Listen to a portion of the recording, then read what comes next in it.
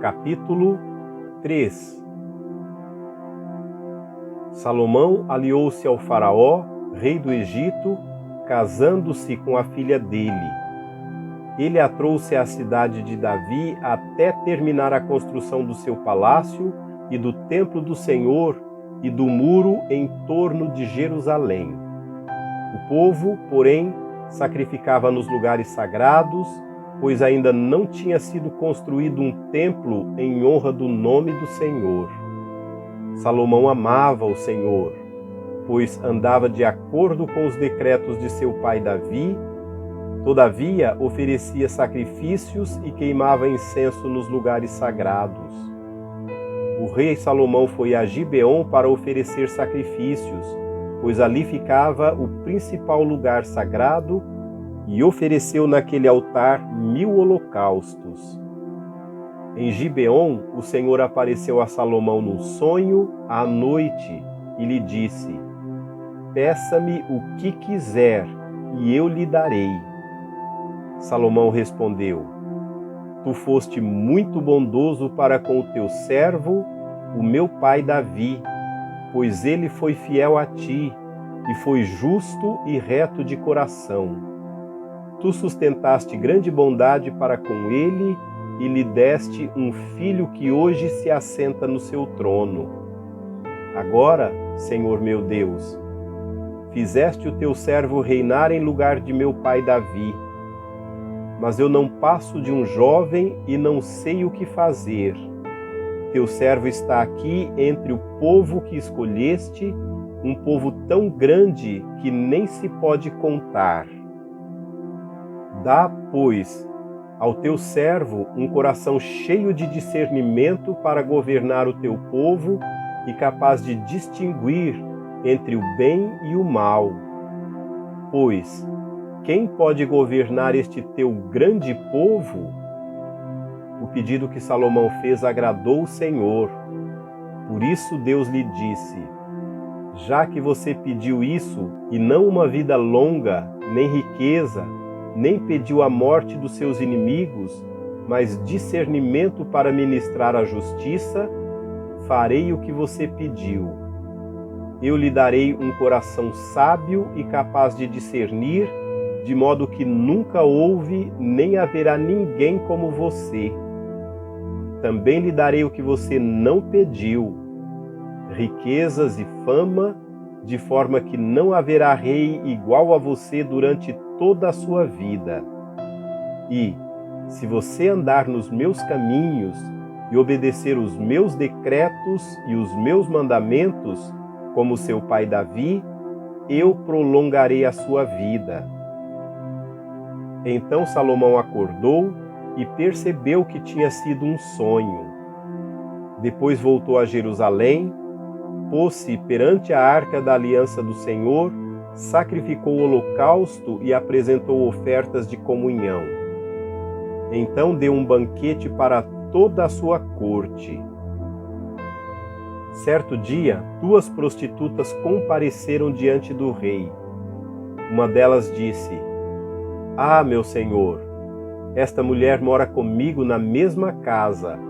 Eu dei à luz um filho e ela estava comigo na casa. 3 dias depois de nascer o meu filho, esta mulher também deu à luz um filho.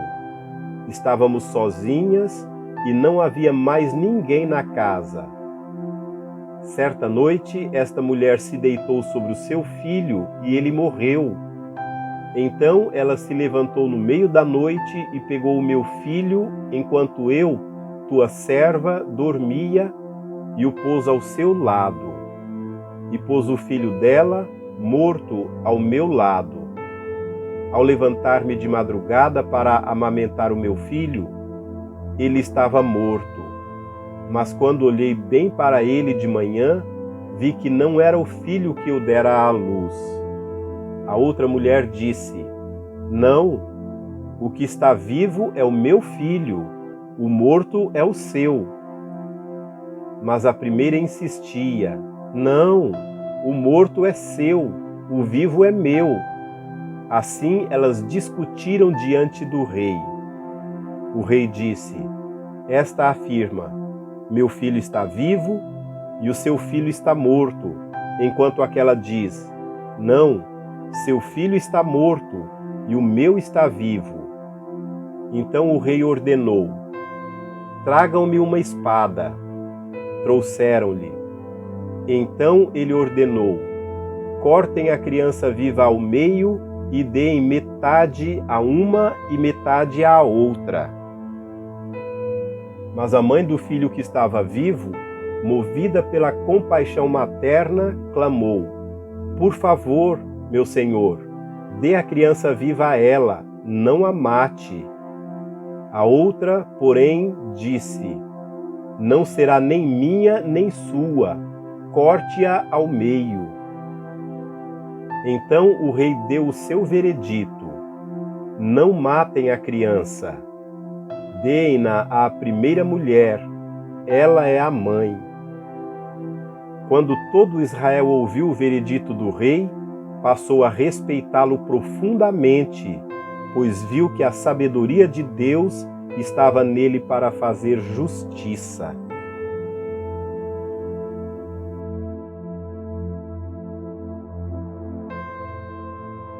Capítulo 4.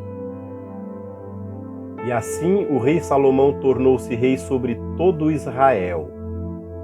E estes foram seus principais assessores: Azarias, filho de Zadoque, o sacerdote, Eliorefe e Aías, filhos de Cisa, secretários, Josafá, filho de Ailude, arquivista real, Benaia, filho de Joiada, comandante do exército, Zadoque e Abiatar, sacerdotes, Azarias, filho de Natã, responsável pelos governadores distritais, Zabude, filho de Natã, sacerdote e conselheiro pessoal do rei, Aizar, responsável pelo palácio, Adonirão, filho de Ábida, chefe de trabalhos forçados. Salomão tinha também 12 governadores distritais em todo Israel que forneciam provisões para o rei e para o palácio real. Cada um deles tinha que fornecer suprimentos durante um mês do ano.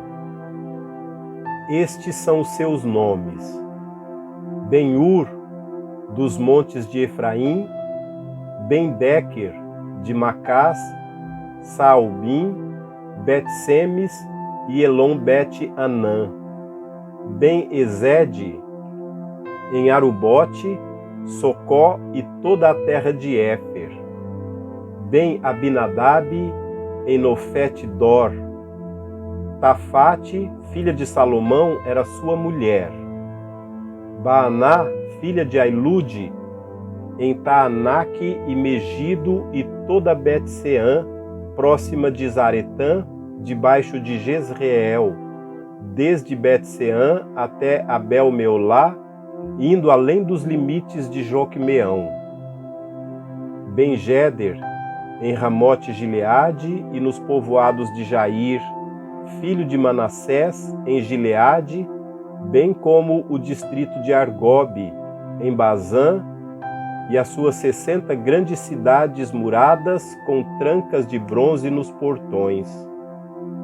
Ainadab, filho de Ido, de Maanaim. Aimaás, em Naphtali, ele se casou com Bazemate, filha de Salomão.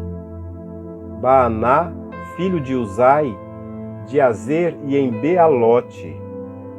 Josafá, filho de Parua, em Isacar. Simei, filho de Elá, em Benjamim. Geber, filho de Uri, em Gileade, a terra de Sion, rei dos amorreus, e de Og, rei de Bazã. Ele era o único governador desse distrito. Judá e Israel eram tão numerosos como a areia da praia, eles comiam, bebiam e eram felizes. E Salomão governava todos os reinos, desde o rio até a terra dos filisteus, chegando até a fronteira do Egito. Esses reinos traziam tributos e foram submissos a Salomão durante toda a sua vida.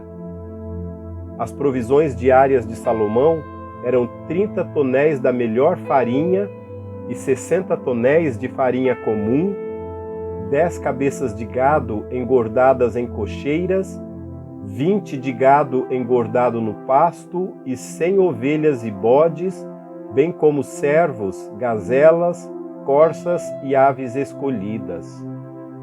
Ele governava todos os reis a oeste do rio, desde Tifsa até Gaza, e tinha paz em todas as fronteiras. Durante a vida de Salomão, Judá e Israel viveram em segurança, cada homem debaixo da sua videira e da sua figueira, desde Dan até Berseba. Salomão possuía 4.000 cocheiras para cavalos de carros de guerra e 12.000 cavalos. Todo mês, um dos governadores distritais fornecia provisões ao rei Salomão e a todos os que vinham participar de sua mesa. Cuidavam para que não faltasse nada.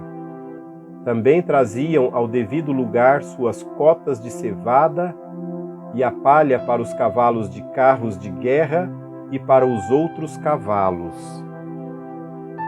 Deus deu a Salomão sabedoria, discernimento extraordinário e uma abrangência de conhecimento tão imensurável quanto a areia do mar. A sabedoria de Salomão era maior do que a de todos os homens do Oriente, bem como de toda a sabedoria do Egito. Ele era mais sábio do que qualquer outro homem, mais do que o Esraíta Etã, mais sábio do que Emã, Calcol e Darda, filhos de Maol. E a sua fama espalhou-se por todas as nações em redor. Ele compôs 3.000 provérbios e os seus cânticos chegaram a 5.000. Descreveu as plantas, desde o cedro do Líbano até o isopo que brota nos muros. Também discorreu sobre os quadrúpedes, as aves, os animais que se movem rente ao chão e os peixes. Homens de todas as nações vinham ouvir a sabedoria de Salomão. Eram enviados por todos os reis que tinham ouvido falar de sua sabedoria.